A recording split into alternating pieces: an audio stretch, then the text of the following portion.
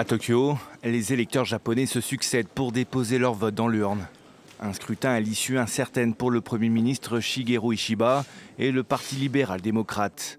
Leur objectif, remporter au moins 50 des 125 sièges renouvelés à la Chambre haute du Parlement. Mais les sondages ne sont pas en leur faveur. Lors du débat le 2 juillet dernier, le chef du gouvernement a tenté de convaincre en jouant la carte de la stabilité. Notre parti souhaite assumer la responsabilité de ce pays.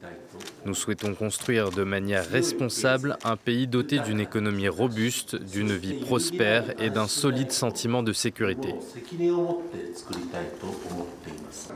Néanmoins, la situation économique est loin d'être bonne.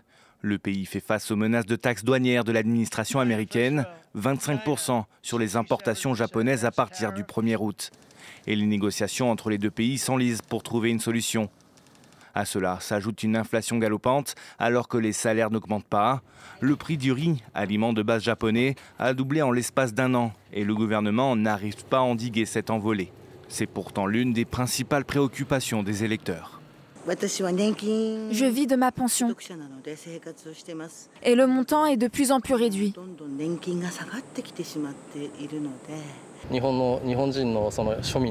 Je suis convaincu que les baisses d'impôts sont la politique qui améliorera l'économie actuelle et la vie des Japonais.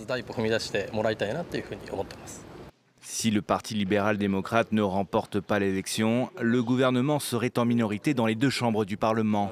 Une situation inédite depuis la Seconde Guerre mondiale qui pourrait forcer le Premier ministre à démissionner. Cette élection pourrait voir le parti d'extrême droite Sensei Ito effectuer une percée historique. Une formation ultra-conservatrice et xénophobe qui pourrait remporter plus de 10 sièges contre 2 actuellement.